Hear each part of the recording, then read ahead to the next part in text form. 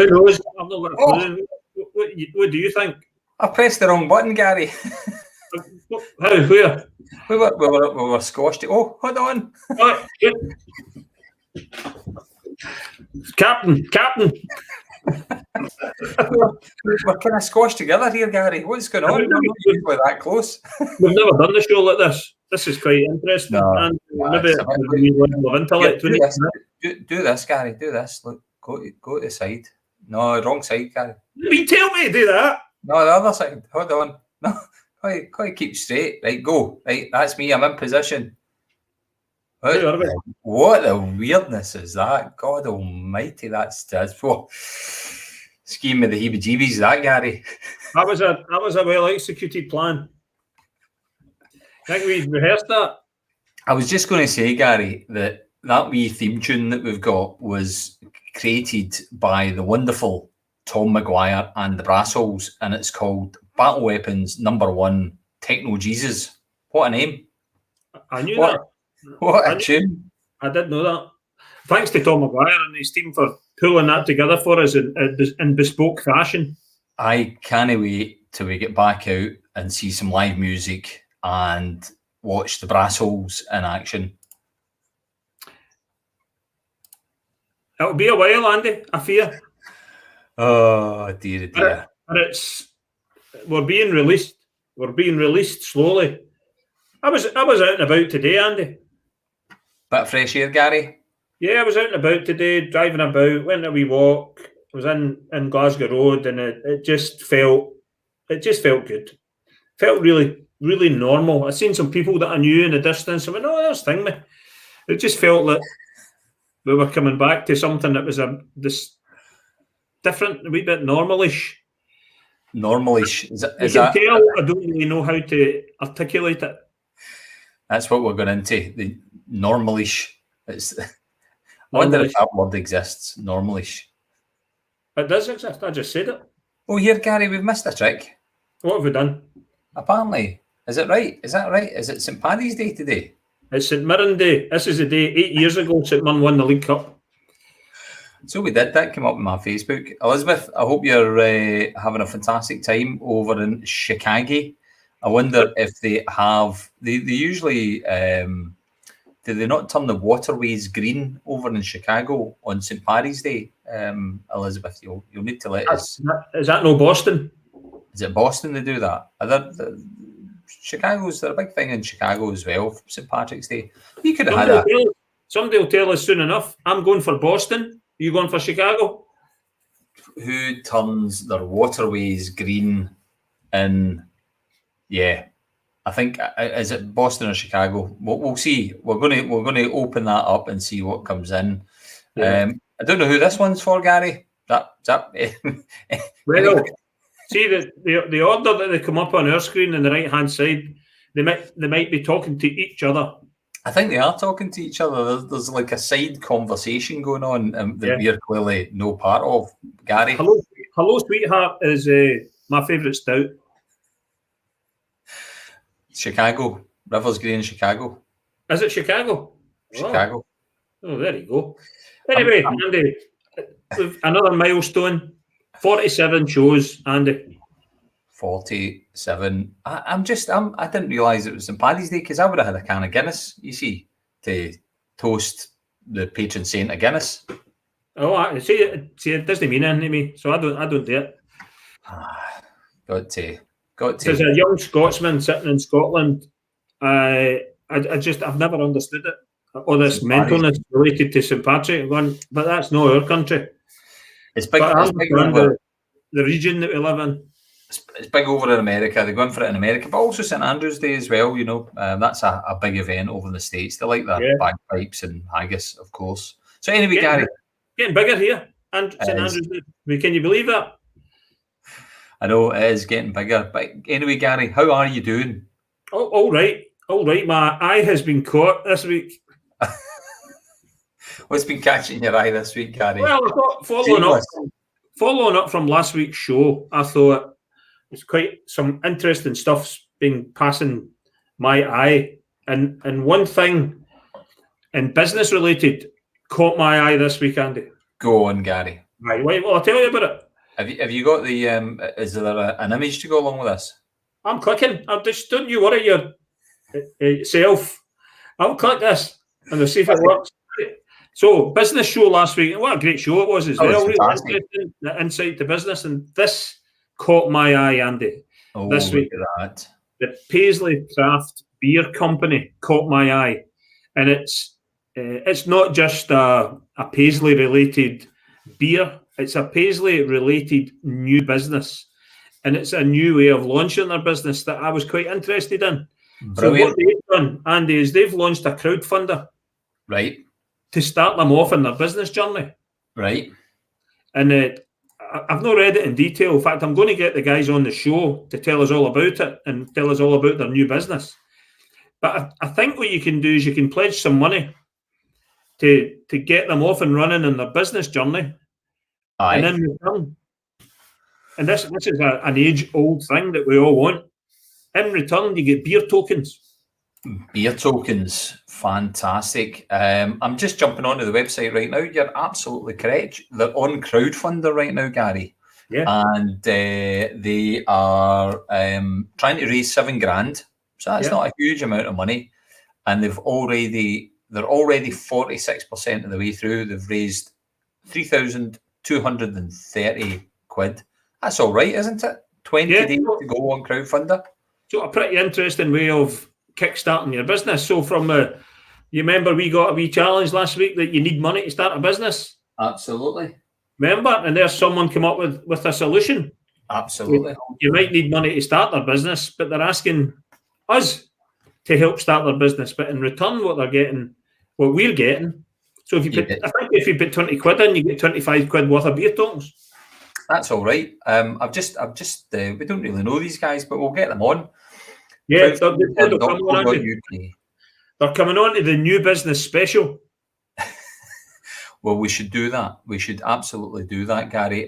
Great to see businesses starting up in the town. And we heard that from Bob and we heard that from Donald last week. It was a fantastic show last week. The enthusiasm and positivity, given the kind of light at the end of the tunnel that we have coming out of COVID to think about starting up your own business. And it was great. And what was really impressive is knowing that there's so much support in the Renfrewshire area. Chamber of Commerce is out there.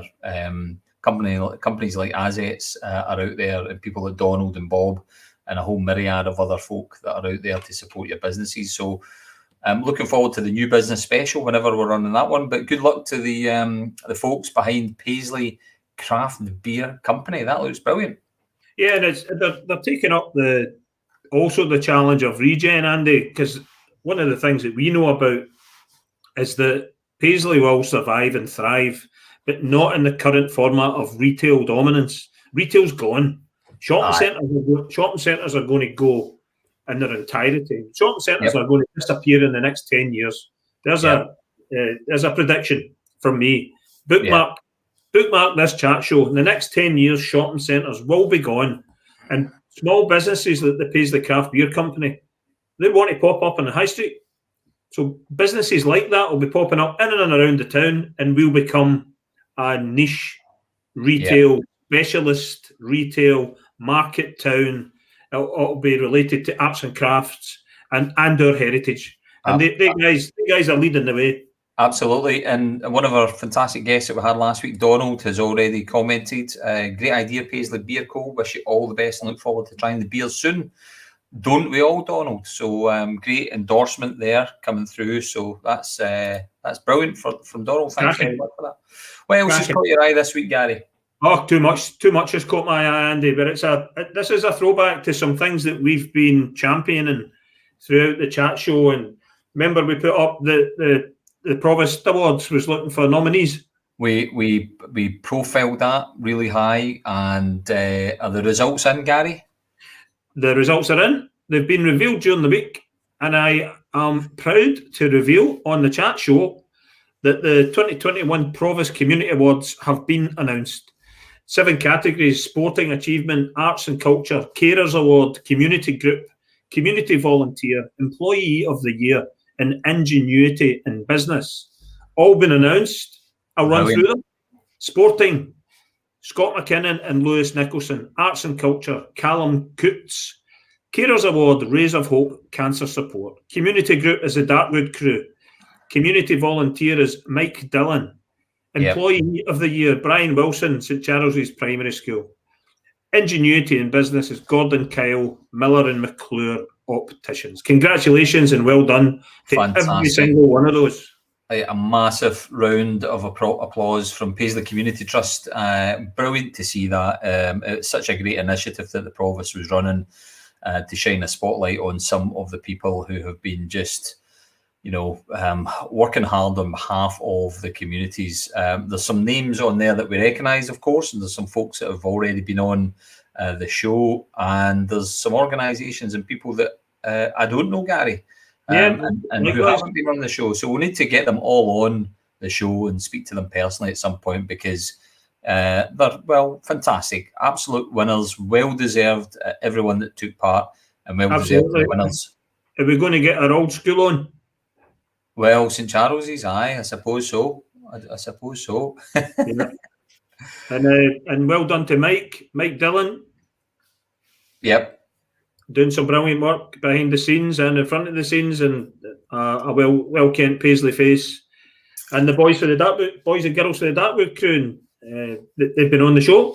Yep, they have indeed. It's just brilliant. We'll need to contact all of them, Gary, and speak to them, and I'm sure the Provost will just be delighted to recognise all those really worthy winners. So well done to the Provost, well done to everyone that took part, and maybe need to see, Andy, if we can get them onto the chatathon. The chatathon, yeah, we still need to plan that. Now, Gary, speaking of things that caught my eye or caught your eye, there's a couple of things that caught my eye, but I was going to bring up something that caught my eye. Now, I don't have the pictures, folks, but as you'll probably know, a very good friend of the show is the one and only Paul Stewart. If you can be assured of a wisecrack in the comments, it's usually going to come from Paul. Paul's a great fan of the show. Fantastic to have his support. Well, something caught Paul's eye this week. I don't know, are you aware of this, Gary? I'm very aware of it. Very aware of it. So Paul was, I don't know the details, but what I'm thinking is Paul's mother, I think it was, called him over to help him remove some of the Artex from the ceiling. And Paul's technique for removing the Artex was to go into the loft and fall through the loft. Took a big chunk of Artex off. And what caught his eye was one of the joists. By the looks of things coming down. Paul, it did indeed. A lovely shade of purple. I saw the picture. Your eye was out to there. Black and blue. My goodness. I was going to put it up, but I thought that would need to come with a warning. Paul, we hope you're on the mend. Yes. Thankfully, he's on the mend, and we can say that's what you get for calling us Tube Chat. Do you think it was karma? I tell you. Tube Chat. There you go. Who's the tube now? In all seriousness, Paul, I hope you get on the mend soon, mate. Oh, dearie. What else caught your eye this week? Something else caught my eye, and I'm trying to remember what it was. You remember what it was that caught my eye? I can. Well, actually, I don't know. You sent me through pictures. I don't know which one's caught your eye and which one's got it, Andy. This caught my eye, and I think it's about time we started to get serious. This caught my eye a wee while ago. Aye. And it's Air. Now, we've been talking about cinema, and we've been championing changing our high street, regeneration in Paisley and Renfrewshire for long and weary. We have. And then completely out of the blue, Air announces an 8-screen cinema right in the middle of their regen strategy. Yeah. They've just went and done it, Andy. Yep, they have. And I'm so pleased for them down in there, because it's a cracking wee place to visit. It's had its issues, but what they've decided to do down there is astounding. Yep. They've decided to knock big bits of it down, strategically place certain parts of their town centre, and they're turning their shopping centre into a cinema. Yep. And And ironically, on St Paddy's Day, the Arc Cinema, Irish Cinema Group, have signed up and they're opening an 8-screen miniplex right in the middle of the town centre. 8 screens, Andy. We get abuse for saying 5 in Paisley town centre is a load of rubbish. It's too many. Let's wake up. Let's focus a bit more, guys. We need to bring cinema and activity to our town centre. Yeah. We need if we say we're going to do it, we need to do it. The good thing is, Gary, we know we've got so much support, but it's not easy, and it's going to take a lot of money. And this document here, Gary, if you click that off, okay, that was produced by Renfrewshire Council. It was produced by Scotland's Towns Partnership. It was produced by the Scottish Government, and it was produced by 360 Architects. It's endorsed. It's got the forward in there of Renfrewshire Council and what they're planning to do or what they could do with this. The cinema is in there. We're mentioned in there. Let's make this happen, folks. This is what we want to try and do. We need to put as much pressure on as we possibly can to get the funding, to get the support, to make it happen. It's not unsustainable. It's very much sustainable. And if Ayr can do it with 8 screens, we're looking at 6 in a community hub that offers a lot more to our communities and to our vulnerable groups and to different parts of our society and communities beyond just the high street or the town centre. It offers a destination for people to go at night. It offers a skills academy, a digital skills academy for people to skill up for employability. Let's make that happen. That's what we need to do. We need to make that happen. Yes, I agree. So I wanted to bring that up this evening, Andy, because I think we need to bring what we're trying to achieve into sharp focus into the community and not ignore it. No, I think we need to keep reinforcing that there's an objective that we've got as Paisley Community Trust, and it's just what Ayr have went out and done, and we need to be as bold as what Ayr have done. Absolutely. And bring it to Paisley Town Centre. There was a thing that I shared the other while on Twitter and LinkedIn as well. Dundee, we saw the regeneration in Dundee, the big bold moves that were being made there to knock buildings down and get everything aligned. The V&A was attracted and set up the new V&A museum. That V&A in Dundee is now going to be the design centre for Scotland. That's what happens when you create a movement. That's what happens when you create a locus of activity. You get lots of things that start to align, get behind it, and it's slow and it takes a lot of money and the repayment of that. But we need that. We need this to happen in Paisley. And there's positive signs out there. We know the folks that have bought the Paisley Centre and Marks and Spencer's, they're committed to delivering in the long term in Paisley. So let's, as a community, see our bit, and let's make sure that collaboratively the council work with us, the community groups that are out there work with us, the key stakeholders in the town work with us, and we all work with them. Let's try and deliver a vision collaboratively and shared together. That's the plan. That's where and as you said, Andy, the signs are good, and I'm pretty sure the guys from the new owners of the Paisley Centre are not going to sit on their hands and. There's a number of things off and running at the same time, but we can't miss this window of opportunity, Andy. We need to grasp the nettle, so they say, and just get it done. Hashtag grass the nettle. 2 quick things, Gary, before we go into our guests, because we've got some fantastic guests lined up tonight. A couple of things that caught my eye. One was I didn't know this. Oh, Hector Nichol, born in Paisley. Oh, aye. I was a Paisley man. He wrote, here's another wee thing for you, Andy. You'll be thinking, what are you on about? He wrote the Heart song. He wrote the what song? Hearts, glorious hearts. It's down at Tynecastle they play. Hector Nichol wrote that. I thought it was beans. They're good for your heart. No, the song that the Hearts fans sing at Tynecastle, Hector Nichol wrote it. Well, there you go. So that caught my eye. Didn't realise he was a Paisley buddy. And the other thing that caught my eye was this, Gary, and this might even spring a little debate on the chat. Right. A new piece of art Oh, was discovered in Paisley. what was that one? And do you know? I think it might be in one of the kind of cycling, underpass, on the cycle route, and one of the bridges that Oh, go yeah. over Yeah. underneath there. And here's the debate: is that art or is that graffiti? Oh, that's art, Andy. I think it looks fantastic. That's I art. think it looks wonderful, I and know. That's terrific.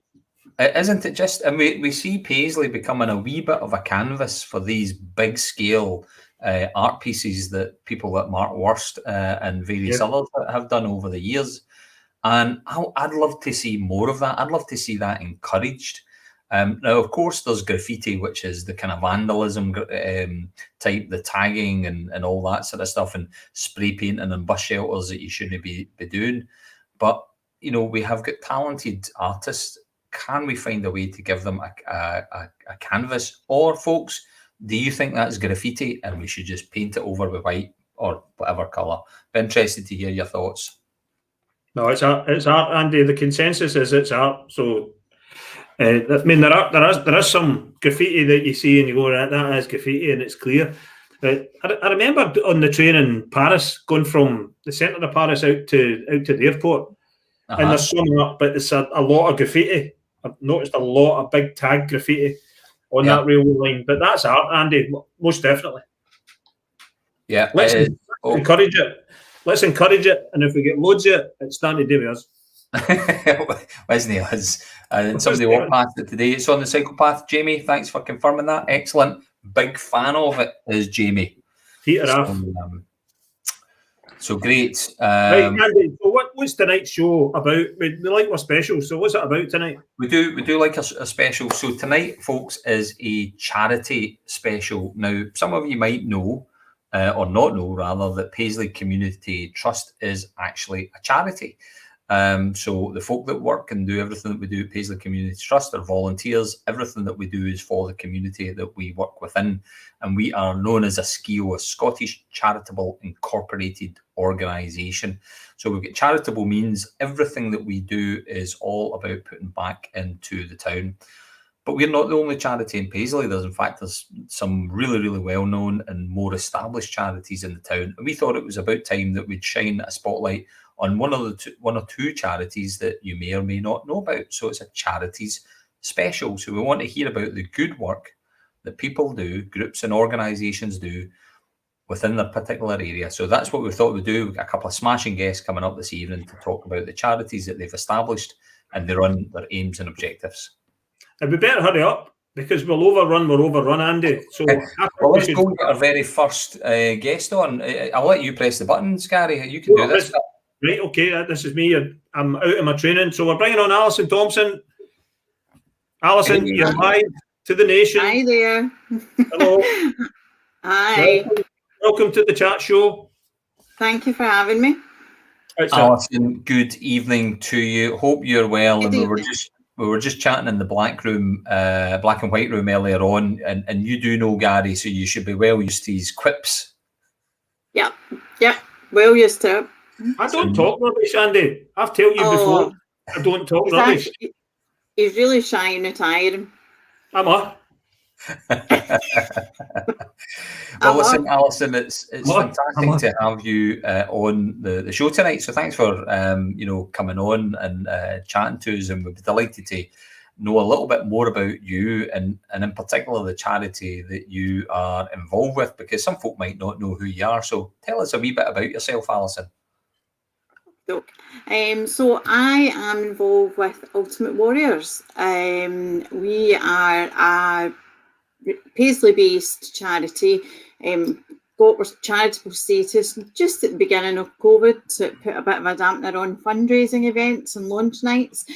And we are really to support families and children affected by autism. We previously were based out of one gym, but we've now progressed and we're doing things throughout the community in Paisley.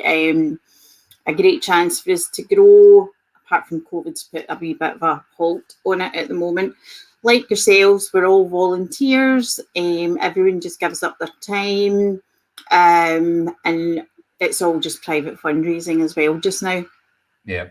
Yeah, but I don't know too much about the subject of autism, Alison, so forgive me, but we've been talking about it in our project, so it comes up quite a lot. So what sort of environment is it that has to be created to be conducive for kids and families with autism? What are you trying to achieve? So really, the main point that we're trying to achieve is inclusion, to be fully inclusive of everything. Each child is different in what they need and what their triggers are.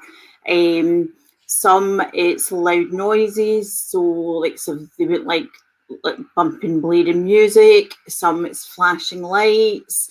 There's all sorts of triggers, and it's just a matter of sort of working with each of the kids that come along and seeing where they're comfortable.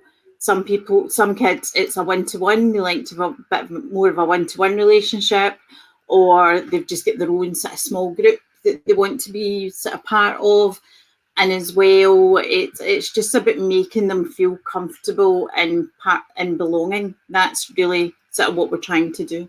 Yeah.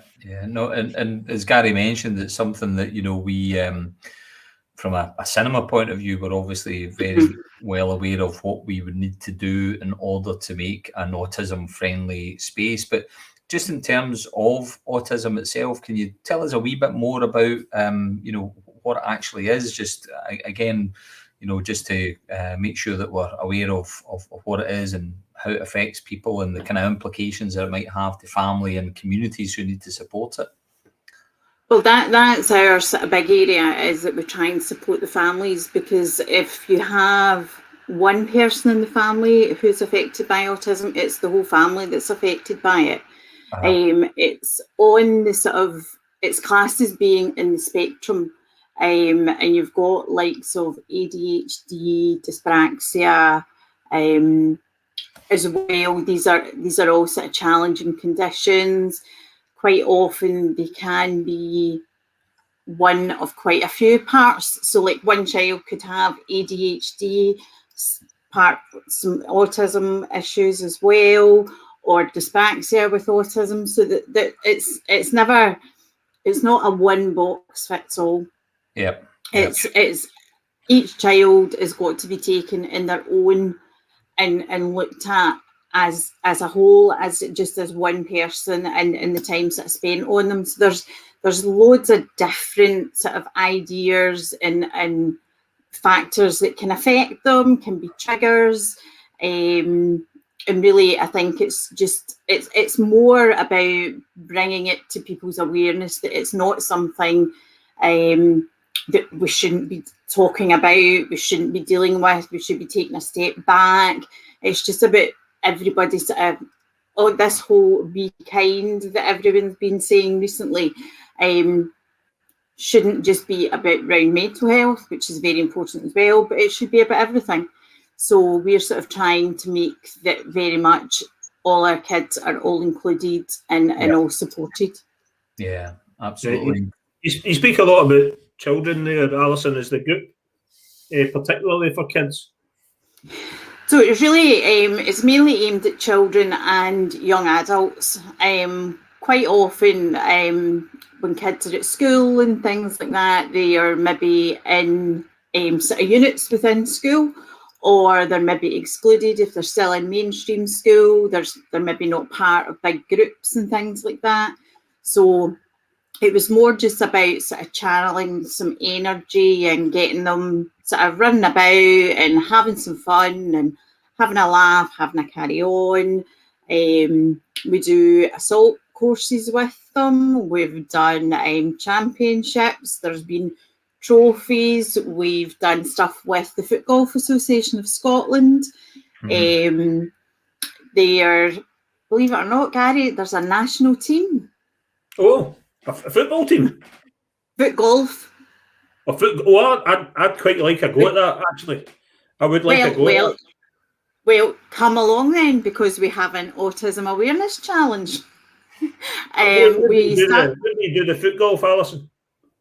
So we're just waiting to get it confirmed where we're playing this year. Last year we had the chance, in between lockdowns, we had the opportunity to go to Straven, where there's an actual foot golf course, and we played a round of golf, and a couple of the guys from the Foot Golf Association, namely the Scotland captain, Joe McCourt, he came along, spent a bit of time with some of the kids and their parents and things as well. And from that, we sort of came up with the idea of an East of Scotland versus West of Scotland Challenge Cup. Yeah. So we had the first one last year. West of Scotland won, mainly because there was very few East Coasts there. So this should, bearing in mind, it was COVID times, and we had, I think, about 4 weeks to pull it all together. So we're hoping for a bit of a bigger turnout this year, and the Foot Golf Association are really big on wanting to keep it going as an annual event on their calendar, and to help raise awareness as well. So yeah. Alison, wouldn't it be great to bring back the Brodie Park? Yes. And we used to have the pitch and putt up the Brodie Park. Yeah. Yep. Uh-huh. Why do we not just let the pitch and putt and put big kind of cone things up and make it a 9-hole football golf thing? Yeah, there's so much interest and enthusiasm actually in foot golf. I mean, I'm not a golfer and I'm not a footballer, but I still enjoyed it. I mean, I did kick the ball a wee bit, not much, but I really enjoyed it, and it's great fun. Everybody just has such a good time, and it looked, when we were in Straven, it was blowing a gale, but everybody was loving it. And then we played the actual championship. We played at Cumbernauld, so there's a few different courses as well. I think the other one that's close to here is down in Kilmarnock. It's a dedicated foot golf course as well. Oh, so you have got them dedicated. I thought the way that it worked is you went on a golf course, kicked the ball up, hit it against the flag, and that's you'd scored. Oh no. So there are some foot golf courses that are based around golf courses. And then there are some that's an actual foot golf course. So you've got an actual foot golf course in Straven, Cumbernauld, and Kilmarnock. They're actual. So you've got your sort of big hole for putting the football into, and they've got all different, so just like golf, they've got all different challenges to get there. There's sand, water, everything. Right. So great. So great. the Brodie Park idea wasn't that daft? No, definitely not. I think that would be a goer. We've got a few kids that would really enjoy that, because they all seem to really enjoy that when we were there last year. So we're looking forward to getting them back out this year once restrictions lift. I've got a question for you then, Alison, because obviously you mentioned that Ultimate Warriors was set up just sort of pre-COVID, and that's when you got your charitable status there. So I'd like to find out what the motivation behind setting it up was. Do you have family or friends with people who have got autism? Did you find that there was a lack of vision within the area? Just what were the motives behind setting up Ultimate Warriors? So it was actually set up by James Miller, set up the Warriors initially. Due to his son has autism, and they were aware of the various challenges and issues that the families have got, and that there's not a good area to sort of get out, get amongst people, and sort of like mix everything together. So he was keen to start something up. So he started the club with some volunteers.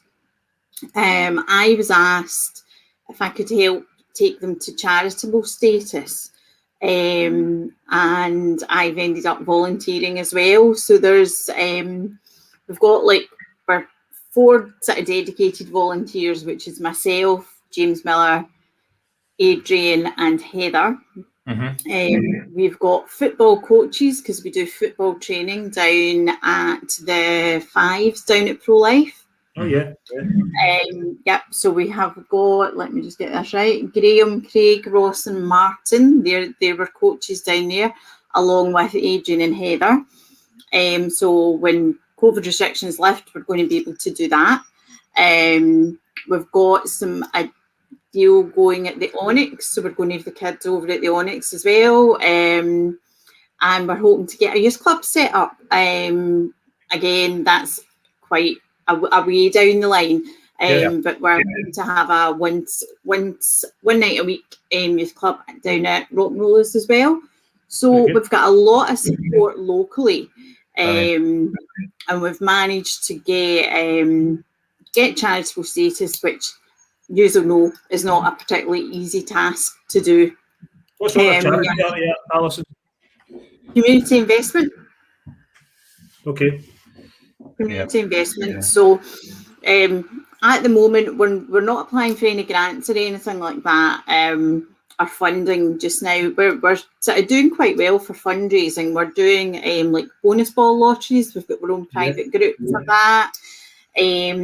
Virtual games, bingo nights once a month as well, which is sort of set up and ran by one of the mums who's also on the board, Michelle. So how many kids have you been able to help so far? We're averaging about 12 to 15 just now. That's just in a tight group. Yeah. And it's been good because we've kept in touch with them. We've done some virtual workouts with them, do FaceTimes with the kids or the parents during this past year. We managed to get a couple of trips last summer as well. There was a day that we had at Finliston Park. So we do try and do as much as we can and keep in touch. That picture's from our Finliston day. That was a great day, actually. Fantastic. So we're sort of, part of the reason for doing fundraising just now, even though nothing's on, is it enables us to be able to get like wee Christmas presents and drop them off and do different things and start preparing for the future and for everything to roll out. So we're really excited about COVID restrictions lifting, which I know everyone is. But, absolutely, I can imagine that, Alison. You know, there's so much support coming in already, and you know, there's Lauren, who's a friend of the show, posted up an offer of support, and I guess ultimately, you know, you've got your Facebook page, which is Ultimate Warriors Public, which was I had it going along the ticker, but you're sitting at 335. So I guess the best thing for folk to do is find your page and like it, just so that they can get up to speed with what you've got going on. And if anybody wants to know anything, or if there's anything that we can do to help, you don't have to be involved with the club previously. You just reach out to us. There's a parents and carers support group, a private Facebook group as well. Yeah. So whilst we're all about doing loads of things with the kids, it's about supporting the family as a whole, because it's the whole family that's impacted. Yeah, and this will be a tough time. Yeah. Sorry, Andy. On you go, Gary. Well, I was going to say, Alison, you made me aware of something that I wasn't aware of in National Autism Week. Is that coming up soon? Yes. So at the end of March, you'll probably see there'll be a lot of events sort of online on Facebook. So it's the Autism Awareness Week. So I know like different organisations are going to flag different things. We just very much flag our club and our kids because they are the best reflection of us. Yeah. And you know, one of the things that we're keen to do is trying to connect you know, as many organisations as we can in the town and put a spotlight on them. So it's great for you to be able to come on to the show, Alison. As you know, and we spoke about at the start of the show, Paisley Community Trust is trying to return cinema back to Paisley High Street. And one of the things that we want to do, and we've talked about this previously, is make it as inclusive as possible to make sure that no sector of our community within Paisley is not supported in some way, shape or form. And autism-friendly screenings is something that's vital. Now, we understand that the basic principle is making sure that the house lights are not off completely, that they're up a little bit, so that the children and the adults can see round about them, and then the audio is down a little bit, is not quite as bassy, not quite as loud, and create an environment where the kids and the young people feel really comfortable. Are those the basic principles, or are there other things that we should be considering, Alison? I mean, I definitely think those basic principles, yes, definitely, and that's a great starting point. And what I would say is, I've got some families that would love to get involved, to be able to point you in specific areas. Generally is this area, because I don't have children with autism or anything. I've just been sort of roped in to help out, and they've sort of hooked me in. So I've definitely got families that would love to help and to see something like that. The more things that we can have in Paisley for our kids to be a part of and to feel like they're part of something would just be huge. Well, we'll link up with you offline, Alison, because I think it's important that what we are trying to do is accessible to all, and the well-being of the community is at the forefront of what we're trying to do, and community as in the whole community. So let's link up afterwards, Alison, and you can give us an insight to that, or point us in the direction. We're working on something just now that'll feed into pretty well. Brilliant. It's been great to have you on, Alison. You've got our support as always. Thank you so much. And we wish you and the rest of the team at Ultimate Warriors all the very best as you progress through what will be another couple of challenging months, no doubt. But once those restrictions start to lift, I'm sure you'll get into your stride in terms of the support that you give. If there's anything that we can do to help, as always, please do let us know. But in the meantime, good luck. It's been great to have you on, Alison. Thank you. Thanks for having me. Thanks, Alison. See you soon. Bye. Bye-bye. Bye. A huge amount of support for Alison and the brilliant work that they're doing there at Ultimate Warriors, Gary. And clearly there's a need in the community. Autism is something that does very sadly affect a growing number. So if we can provide better facilities, better support, better understanding and education, Gary, then as a community we'll be more inclusive, and that's but a good thing. Yeah, and I'm noticing more and more, Andy, the aspects of our community that's rising to the top, and people that are volunteering to make a difference in their community. And Alison and the Ultimate Warriors are another perfect example of that, and they're deserving of all of our support. I just can't wait for a wee game of foot golf up the Brodie.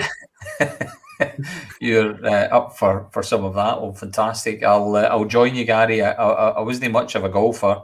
And, likewise. And I couldn't really play football to save myself. So goodness knows how we'll get on at foot golf. That's a new concept to me. I never heard of it. Did you ever play pitch and putt up the Brodie? Aye.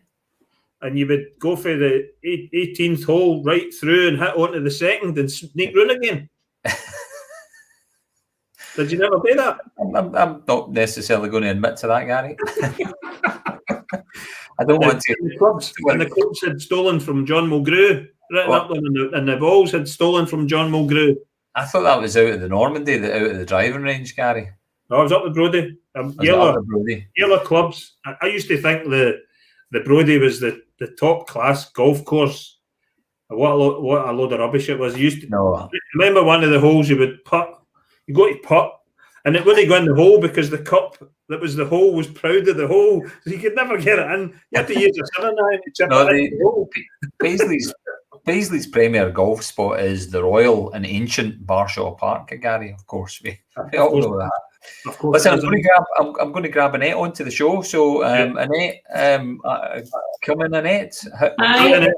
Sorry, I used to speak on at the 14th at Royal and Ancient Barshaw. Dear. And I then, know do you still have your parrot in it? Say that again. Yes, I do. Yeah. He's Albert staying with you. He's not flown off somewhere else. No, he stayed at home, and I've got papers phoning me, asking me for the story. Unbelievable. Honestly, not been on breakfast telly yet. No, not yet. Yeah, he's famous, Albert. Oh, I will be signing autographs. You'll need to cater to him, in terms of all these sort of demands that he'll be having now, because he's a celebrity in the world. You'll be wanting special seed, pumpkin seed, and all sorts of stuff now. Oh, fantastic! And how are you getting on anyway? All joking aside, the community side of things was brilliant. If we wouldn't have him back if it wasn't for the people. So it was social media. Absolutely, it's I great. know, great. And welcome back onto the show again. You're now embedded in the show. Part of the team. Got your own merch. That's it. Come on. Merch. Fantastic. Question of the week. There's the Gary mug. This will turn into the advert slot. This is the spot. This is the slot for sponsors. We're looking for sponsors for question of the week. I know, but yeah. But talking of question of the week, Annette, we had a cracking question of the week last week that was sent in by the community that we asked on behalf. So do you want to give everyone a wee reminder of what that question was? Yeah, last week's question was about do we want more green space around Paisley and Paisley Town Centre?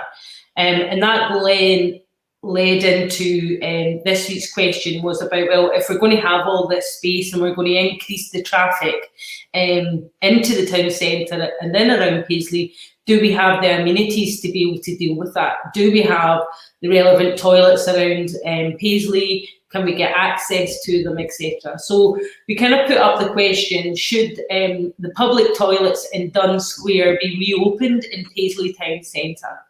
And we had absolutely brilliant response again. Something like over 380 odd people responded, which was fantastic. Kind of mixed response though, even though we had 78% saying yes, there was a big caveat around that. They wanted to make sure that there was an attendant, or it was supervised, or it was well looked after. So yes, they want more toilets, and yes, they would like to see Dunn Square ones open, but needs to have security. 22% said no, and then I feel that came out of the fact that they felt a little bit unsecure. There was a lot of negativity around past events that happened, around cleanliness, fighting, all different types of horrible activity that could happen in these toilets. But these all happened when there was nobody in attendance. So that's what came out of it. Fantastic conversation again. Some nice stories, some horrible stories, but also stories around health. There was a lot of people saying, well, actually, we need more facilities around Paisley because of my health, because of my Crohn's, because of certain things. And there was a fantastic comment that actually put a business right around it. And they said, well, actually, there's 4 million journeys that happened around Paisley Gilmer Street. That's 11,000 journeys per day. That's so many people that could use the toilets. Charge them 30 pence a day, and you've got a business, and you've got it all paid for, which is great conversation. And that's the thing about question of the week. They're intentionally binary. Yes, no, more, less, A, B. That's the basis of the question. But the bit that falls out of it, which is fantastic, is the conversation. We're so thankful to everyone that takes part in that. Your opinions are really welcome. And whether folk agree with you or disagree with you, you're at liberty to go and debate on our social media pages, because so much great stuff comes out of that, and that's really good. And I know that there was the Provost was on last week to say that there was a study taking place. I think she had passed something. Yeah, that's right. So passed a motion, was it, Gary? Andy, come on. Yeah, that's right. She got actually in touch with me, and we're going to pass on all the results and some of the information. But what was doing is a study to see what facilities are out there and if there's a need for those facilities or more of them. So yeah, we'll link in with her and give her all the stats and stuff and some of the comments. Yeah, what I've liked about the comments in it is that they're polite, they're courteous. They're not what I've been used to seeing in some of the Paisley sites. It's a bit argumentative. There's not a lot of that. I think people are making a lot of good points, and I would go as far to say that the points that are made in a respectful way are really valid about the health and safety and the care and attention and the attendance, the attendees. And it being a safe and welcoming environment. I think they're particularly spot on. Safe, welcoming, accessibility was one thing that was mentioned, having facilities for parents to, baby changing facilities and various other things as well. So, I mean, clearly, there was a good percentage, as you say, that voted positively for it. So, folks, thanks if you took part. Excellent. I guess that also led us to this week's question of the week, innit? Well, yeah, it did actually, because what I kind of came across was people wanting to feel a little bit more secure, a little bit more safer when they're going through the town and when they're using facilities in the town. So I kind of did a little bit of research and I was looking at, what did we have around that? Did we have like a warden service? Did we have people that are in our town centres looking out for visitors, etc.? So it kind of posed. I'm actually putting this question forward, to be honest. So should Paisley Town Centre have community wardens patrolling our streets and parks to give the community reassurance or a sense of safety? So I wanted to ask that question just to see what people's thoughts were around that. Do they feel it's needed? Do they want it? And is it something that we could say, well, actually our community feel that they need it? Yeah. That's a really good question, and it's one that's spun out of the concern related to last week's question. So that flows really well, Annette. I think it's really relevant, and I'm hoping we get as polite and courteous response to that, and a high response to that as we have to all the others. Yeah. So this is your question then, Annette. Given all of the feedback, it was the obvious conclusion, because ultimately, you use Paisley as well. You use the town centre. You use a high street. You use, other areas, travel on buses, etc., etc. So, a really important question, and I guess topically as well. When we look at some of the issues that have happened, down in London with the very sad events surrounding Sarah Everard and the fear that women have quite rightly expressed in being able to feel safe going out after dark and listening to music or whatever it might be. So a really pertinent question. So fantastic question, Annette. Thank you. Annette, some interesting comments coming in already. Would it be fair to say that the attendants or wardens could be as much police as well? Well, I did originally think about should it be that question? Should Paisley Town Centre have community police? Attending that have been more present on our streets and our parks, because we are seeing a little bit more, some vandalism in some of our parks. We've seen that over the last couple of weeks as well. So I wasn't too sure. I'm happy to change the question if you think it should be police. There's an internet about preferred police, and I think maybe if there was a wardens oblique police, it maybe gives people that option to say, well, that type of thing. So we're looking for, really, it's about having more of a sense of safety and security in and around the town. And again, I mean, this isn't something that Paisley Community Trust are going to pick up the baton and go and recruit 20 new police or 20 new wardens. It's about starting a conversation and peeling off the corner of a debate and allowing that to seep into the community. And there's people in commenting down the side. The Provost and Councillor Devine's in every week. I have found myself actually, going through the town maybe late at night, and rather than walking next to the shops I walk in the centre, so there's space beside each side of me. And as I got older, I didn't realise I had that fear. Yeah. So it's just, so it's just about giving reassurance, giving a sense of community and safeness. And I think that's not a wrong thing to ask.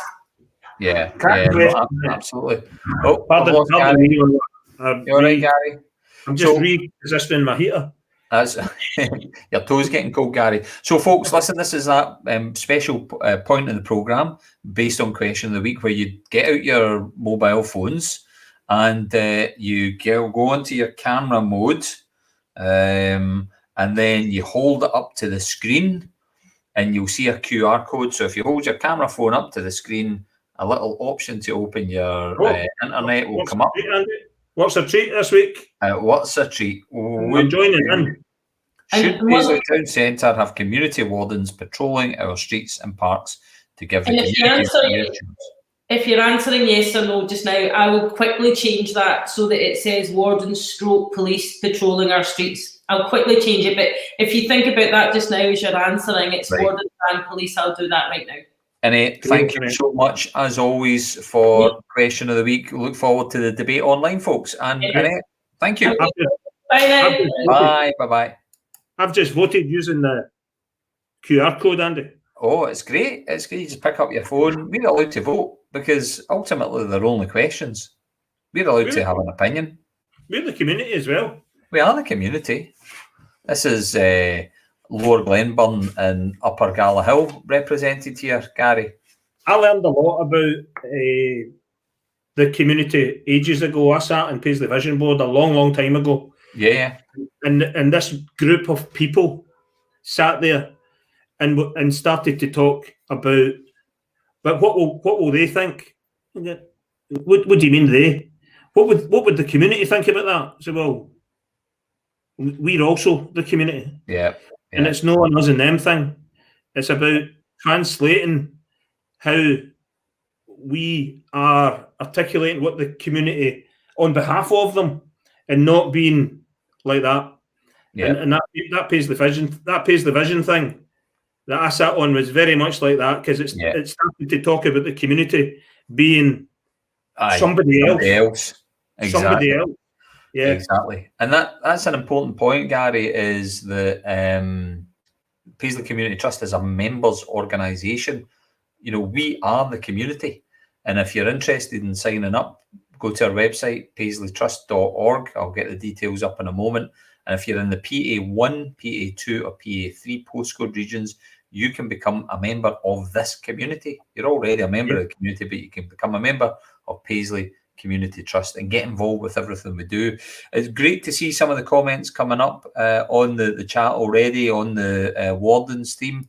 I guess ultimately, by the sounds of things, there are wardens out there. Some folk don't see them at all and weren't aware of them. So a question about visibility, a question about presence, particularly given some of the topical issues that we've got. Do folk feel safe within the town? It's a good question. I suppose as we come out of lockdown, that will be more important. So thank you for just getting involved already. So we're off to a flying start, Gary, but we've got another guest. I want to add to the conversation a bit there as well, Andy. The focus, the future focus for government and local authorities is going to be centred on the town centre. Yep. It's going to be centred on that 20-minute community, that 20-minute journey, 20-minute neighbourhood from your house to somewhere and taking out the car. So your shopping centres are gone. Right? Just imagine our town centre. Shopping centres are gone, cars are gone, and we're all focusing back into the town centre.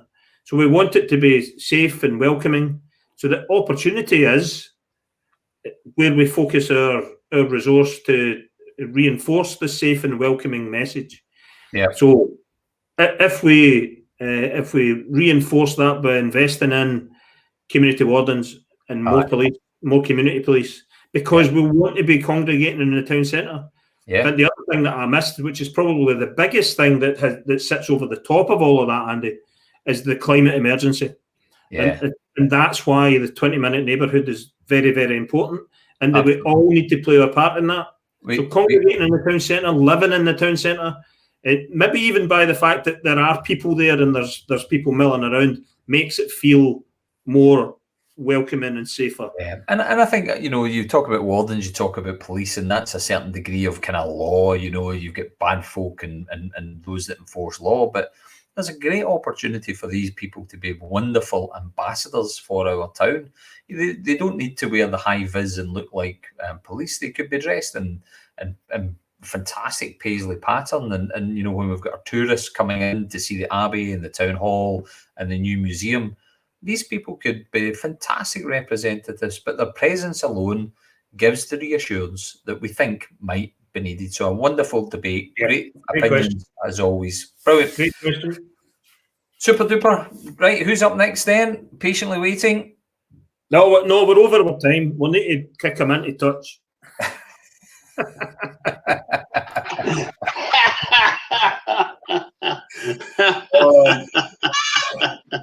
John, we've been too busy blethering. John, how you doing? I'm doing absolutely fine, guys. Absolutely fine. Great. John, you're normally on the other side of the comments down the side there and giving us nice comments and a wee bit of banter now and again. So it's great to see you on this side of the cameras for a change.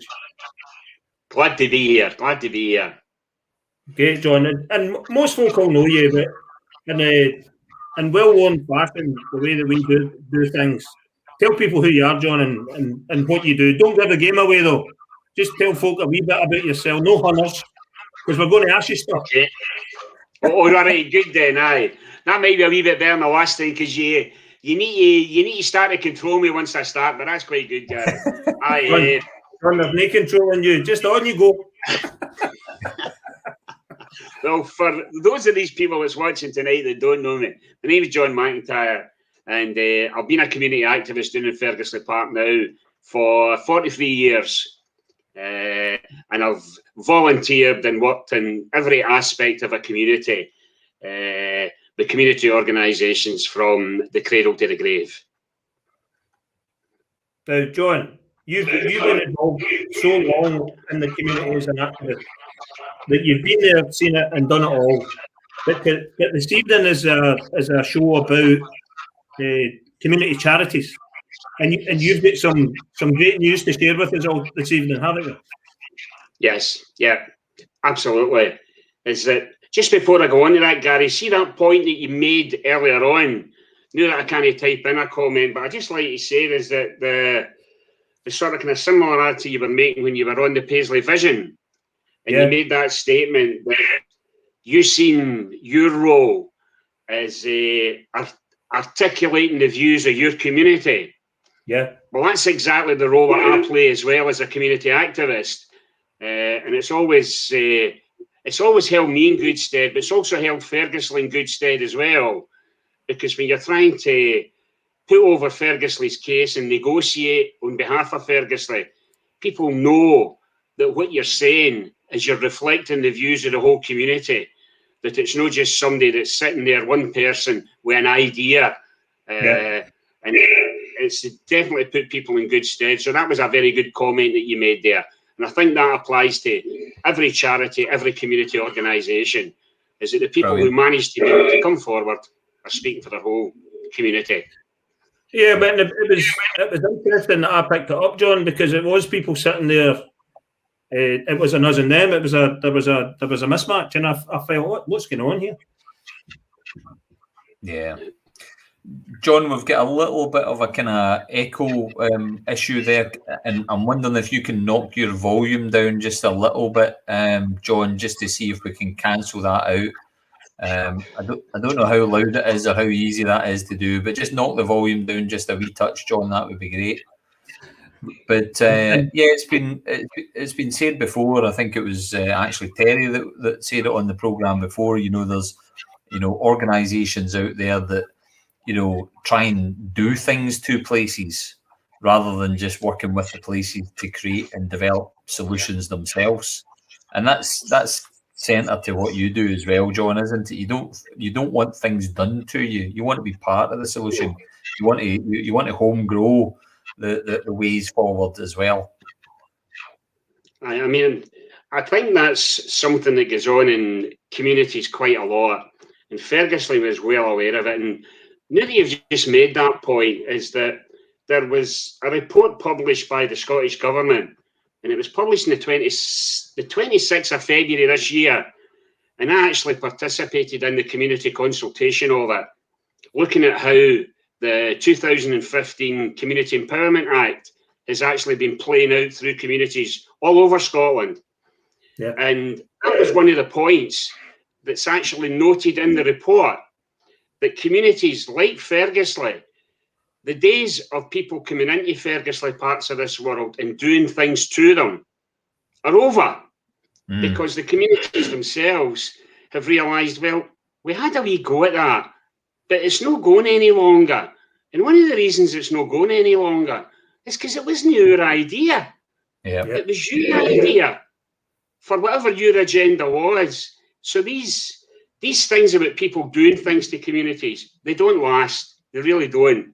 And I suppose now Ferguson has taken the other side of it. What we are quite happy to do is to work in partnerships with people who want to come into Ferguson Park and provide their services. But their services are based upon Ferguson Park's agenda and Ferguson Park's needs that the local community have actually identified. And that is working very well. I mean, very well. There's loads of things been happening down in Ferguson, John, and we'll go on to talk about some of them. But I want you to share your good news with what you've achieved recently and what you want to. I know you don't want to announce it, but if you can announce it to our audience and let people know that what you've achieved recently, as far as your structure and your organisation is concerned. Yeah, I mean, since the Community Council was formed, it was stage one of a bigger plan. The Community Council took off. People in Ferguson Park totally supported it. It spawned at least 4 new community organisations out of that Community Council structure. The Arts Festival Group, Paisley the Privies, who's now their own charity, the Dartwood Crew, On Your Bike, who is now their own charity, Paisley the Privies are a previous past winner of the Provost Award, Dartwood Crew, as you mentioned earlier on in your show, they have won this year's award from the Provost. And this is all great news for Ferguson Park within the last 4 years. I could go on and talk about the 4 groups, but we'll just leave it at that, because they continue to provide great service to Ferguson Park, and the community themselves hold them in very, very high esteem. They support everything that they do, and again, it gets more and more people to come along and join. But if we then take a wee bit of a quantum leap to 2 years ago, 2 years ago, I went into Engage Renfrewshire, because they're based down in Ferguson. And I sat down with Ian Cunningham, who is an old friend of mine for years ago. Ian used to be a youth worker in Ferguson. Hi, John, what you do? I says, listen, I've been looking at all these structures and rules and regulations, and what these agencies, whether it's a council, whether it's the government, funding agencies, and they're looking for a particular type of community-based organisation that can access funding, that can come up with ideas of their own. And what the first thing he said to me was, he says, John, do you know the game's changed? I says, well, you'll need to explain that to me. What do you mean the game's changed?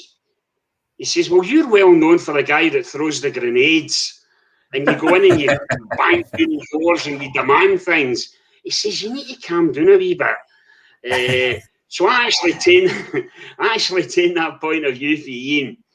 I says, maybe what I've got to do here is actually relearn how this system works, because I'm a great believer in know the system, use the system. And unless you learn how the system works, you'll never achieve anything. So we went down that path, and for a 2-year period, through a variety of different training sessions that Engaged organised, going and visiting other areas, very quickly then the penny dropped, is that what Ferguson was needing was an overall umbrella organisation that would encompass the whole of Fergusley Park, no matter whether it was community groups, whether it was opportunities for employment, whether it was to improve the community's educational attainment.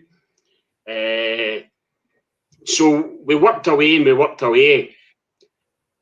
And in January this year, after the Constitution was drawn up, Gary will know a wee bit of this because I spent a lot of time in his office as well. And Paisley Community Trust have been very helpful in getting to this stage. And I've got to really thank you very much for that, for all that help and advice. So on the 18th of January, Oscar got back to us, produced the Constitution, sent it up to him. They come back to us and says, that's you, you've now been approved as a registered charity. So Fergusley Community Development Trust was born on the 18th of January this year. And that is great news for Fergusley Park. And what I mean by that is that even if I'm not here, or other activists are not here any longer, that structure is in place now. It's easy to follow, and what it will do is it will bring the last stages of Fergusley Park's regeneration, not just physical regeneration, but getting people, whether it's people suffering through social isolation, through health problems, whatever it is, that structure is now there. And eventually it will have its own staff. It will have 5 of the staff. That's the targets we're going for. It will also be the organisation that nobody can come back into Fergusley and take over the vacant buildings that's in Fergusley. There's currently 3 of them sitting there. Farris Club, there's the St Nini's Church, there's the church itself. We've already got our eyes on them because they will be future community facilities for Fergus Park. Yep. And whether they organise youth activities in them, elderly, whatever it is. But the whole idea of it all is that the community will really, really take control of what their future is. And the good thing about it is during that 2 period, the amount of new contacts, if you like, made. Council officers have been brilliant in all the certain assistance in this as well. And so have the politicians. And I mean of all parties. Because the one thing that I've been very, very careful of is not to upset the apple cart. And so far, everyone has been very supportive of what Fergusley's trying to do. I mean, on quite a lot of occasions, it's required me to go in and get a real relationship with the provost. I like her tea and her biscuits. And she just put a comment up there. She just put a wee comment up there, you know, in terms of recognition for the fact that you are leading the way in community activism and participation. So it's great to see that you know you've engaged with the provost, and the provost has engaged with you. And one of the other things that I was going to say is ultimately when you talk about the structure that you've put in place, you know, when you're no longer doing what you're doing, John, and I'm sure that'll be a long time coming, but at least the structure is in place that other folk can come in and carry the baton. So what you've done is exactly what Jackie has commented. You've created a legacy that will last the length of time. You know, it will continue beyond individuals. It's about the area. It's about the community. It's about the things that you do as a community together that will be enduring. Yeah, and it's no coincidence, John, that during that period of the past 4 years or so that you guys have been working really, really hard and visibly, that Fergusley's taking leaps and bounds. And I know how much it meant to you guys when Fergusley get knocked off the top of the perch of the kind of the worst place to be. That was a real milestone, and I know you're working hard to sustain that and have Fergusley as just another place in Paisley that's a nice place to be and to live. Absolutely, Gary. Yeah, because a lot of the investment and energy that with Fergusley having that badge, and maybe in the last, I'd say at least the last 8 to 10 years, Fergusley didn't deserve that. It absolutely didn't deserve it, because there was so much work going on, both physically and by the community themselves, doing things within Fergusley Park. And for all my years that I've been involved as an activist, I've been fighting and fighting to try and get rid of that banner. A lot of people actually, over the years, used that banner. And these were the people that would come in and do things to us, because they used that badge of deprivation into their application forums so as they could increase their grant aid. They would end up giving them jobs and securing their future and stuff like that. But at the end of the day, there's people and families who live behind that badge. And you're absolutely right. There was nobody more happier than me. I feel sorry for the people in Port Glasgow. But if they, somewhere along the lines, say, hang on a wee minute here, there's an area just down the road from us. They were branded that way for years. Let's take a look at what they were doing. I'd like to think that the people of Port Glasgow would take that stand up, because there's no point of just sitting back moaning about it. Oh, that's terrible. What's going to happen here next? Get up and do something about it. Get up and do something about it. And although John, you've said thanks to us for helping you out, and we have chats and conversations, and it's a mutual thing. And I've got to say, the way that you go about your business and the things that you are achieving and that you are delivering, we aspire to that at the Community Trust. We want to replicate and to a certain extent what you're doing down in Fergusley across into the town. So we're learning from each other, and it's a mutual thing, John. So, and we'll continue to do that. Yeah, I mean, I think that's a sort of kind of great point to make, because the one thing I've always been aware of is that Fergusley was isolated for oh so long. It was classed as the biggest cul-de-sac in Europe, because there was only one road in and one road out. And because nobody had to drive through Fergusley and see the deprivation when I was younger that we had to live in, we had to get that changed. And now, as things have moved on, and especially now in this present time that we're in, we hold our hands out to anyone, absolutely anyone, and say, here's what we are doing here. Is there any way that we can help you? Or how would you like to join up with us at the end of the day? Because I remember during the old Strathclyde Regional Council, when the urban programme was running, and Fergusley had then got in contact with other agencies, other housing estates out with Fergusley, and they would do joint applications. There's no reason why the community trusts, the charities within Paisley, at some stage when this is all over, we have to begin to start sitting down together at meetings and say, how can we share what you're trying to do? And I'm talking about possible joint funding applications. I mean, I love that wee idea that came up about the foot golf. Yeah. Because we've got massive areas now sitting in Fergusley Park where there used to be housing years ago. We now know that there's not going to be any more housing on it.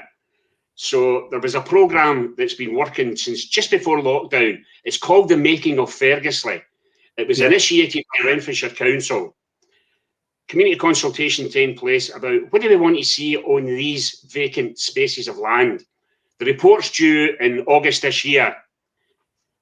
But see that idea about that park? There's no reason why we couldn't get in contact with the lassie that was on for the autism and say, listen, how about it? There's the land in Fergusley. The Fergusley Community Development Trust could be in a position to apply for grant aid funding alongside the council and jointly a joint project based down in Fergusley, actually doing that golf course. That'd be good, John, but what are we going to do with Brody Park? I've already it's off and running. We'll do another one for this part of the town. But John, that is exactly the spirit and the atmosphere. It's joining those dots. And one of the comments that came in there from Donald, in terms of public money that's perhaps been wasted in areas in the past, and you're spot on, John, in your comments. Spending decisions have to be made by those who live in the community, and I guess that view is not just for areas like Fergusley Park, but it also comes through to our town centre as well. Yes. Spending decisions and involvement need to involve the community. It's such a vital thing to do. So, John and Andy, sorry to interrupt. I want you to take us into something really specific that I know on. you've been involved in, and a couple of pictures that you've sent through to us. I'm going to flash this one up on the screen and then put something that's a bit kind of before and an after. So this is, explain what this is, John, and then I'll put the other picture up. You can tell how you've been involved. That's the old houses round in the Tannahill area that are all going to be demolished to make way for 101 brand new council houses. Wow. The good thing about that is from day one, the consultation has been very, very high with Renfrewshire Council. Renfrewshire Council's Director of Planning and Housing, and also the politicians as well, have been absolutely brilliantly with the people who currently live in them old houses about what they would like to see in the future. They people have been deciding what types of houses they need.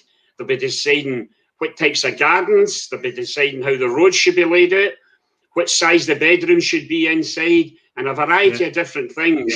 And that earlier point that was made, spending the money, brilliant. But see if you spend it along with community consultation, the one thing that will happen there, and we've already raised it to the tenants that came along to the liaison meetings, is once that work's all done, they are more than willing to form a tenants association within that area to look after their brand new houses. And that's just absolutely great. That's what it's all about. It's not just working with communities at the start, it's working through and maintaining it at the end of the day. That's a great example, John, in there. And what we'll do is we'll put you in touch with Alison, and if you think there's a mutual benefit there, and you end up with a community facility in Fergusley that other aspects of the community can use, and using that joint venture collaborative approach, that's a result. That's a result of Paisley Community Trust Chat Show, and we'll be delighted to see that happen. Another few things, John, and I'm going to be really disciplined here tonight, John, because we've never overrun. We're overrun. It's not going to happen. It's not going to happen. I'm not allowing it to happen. It's never going to penalty shootout. But we've went for three quarters of an hour. Was our first show. It lasted an hour. We thought, right, well, we'll do an hour. We'll just do an hour. And we've ended up an hour and a half. So we're not going to do an hour and a half. The guests make the show, Gary. The guests make the show. Right, what are you showing us, Gary? Come on, get this. What I want to do is just to close off your brilliant segment, John, and your insight to community and what you've achieved. What's next? Right, that was the point I was making about the making of Fergusley. This report comes out in August, and what it's doing is it will decide through community participation the final piece or pieces of Fergusley Park's physical regeneration. The open spaces, the empty pieces of land that haven't been used. So that's what that is. It says the making there, but it's now called the making of Fergusley. Renfrewshire Council are very heavily involved in it, as is the Community Council and other community members, because it was opened up to everyone. Brilliant. That's brilliant, John. I mean, to see your continual involvement and enthusiasm for what you're doing is an inspiration, John, and I don't say that lightly. I'm looking forward to the next stage of us getting together and sorting the world out over a cup of tea, maybe in a different location. Absolutely. John, it's been a pleasure as always to have you on the show, and you know what you've generated is fantastic within the community. You know, we wish you all the continued good luck with the new organisation, and as you continue to grow and expand. And as always, you will have Paisley Community Trust right there by your side. Anything we can help with, anything you can help us with, let's keep that dialogue open, John, and that support going between both of us. It's brilliant to have you on the show, John. Absolutely, then, guys. Thanks very much for having me, and no doubt I'll be seeing you soon. Absolutely. John. You take care of it. And John, no kitchen incidents tonight, John. There was no kitchen disasters. Aye, because I've learnt to let the fireworks off outside now. See you later on, John. Take care. See you later. See you later. Thanks a lot. Oh, John is such a tour de force, isn't he? He's absolutely fantastic. Yeah, and I mean, he said thanks to us, but we've got to thank John for all the guidance and advice he's gave us over the years, and he gave me an insight into a couple of books that he had read that set him on his way to activism. I remember one of the first cups of tea and conversations that me and John had, because I didn't know that what we were doing, Andy, was a thing. I thought we were just no troublemakers, but you know what I mean. We're out there going, how do you know do this? How do you know do that? And John gave me this book, and it was all in it. And there was bits that John had highlighted and written up in the corners. Yeah, because it was almost this is how you become an activist. And I never thought I'd been an activist, but since meeting John, I've realised there's an activism that is it shouldn't be frowned upon. Yeah, it's healthy, like, Gary. It is. It's people like me, you, John, community people that say, "No, wait a minute, could you not do it like that?" Or here's what the community's saying. Yeah, you're not listening. And it's not just about involve us. It's about let us lead and support us. And I think you're right. It's really important that community plays its part. We can't just have things done to us. We've got to be involved. We've got to lead the conversation, because Paisley, and this is the one thing about this show that I absolutely love. Paisley has got some amazing people in it. It's got some amazing organisation. It's got amazing activists in it. It's got amazing charitable people in it that are all prepared, to roll up the sleeves and work hard for the betterment of the town, for the betterment of our communities, and for the betterment of the people within Paisley. So it's great to see all of that activity taking place. And it's all of the groups that are involved. It's not just the communities. You've got the local authorities. You've got the councillors that play a really important role. Then you've got the officers within the council that also have a very important role to play. And we all need to be working strategically and collaboratively together to make Paisley. We're all on the same side, hopefully. We're all trying to make Paisley a better place. If there's not people putting across the viewpoint of the community, then those that make decisions are almost operating blind, Andy. Yeah, it's our role to help. And, we may, it might be easy at times. It might be uneasy at times, but we know what we want. And, we're delighted when we see things like that coming out. That gives us hope. Let's not just have that as a document that just sits on a shelf that doesn't turn into anything.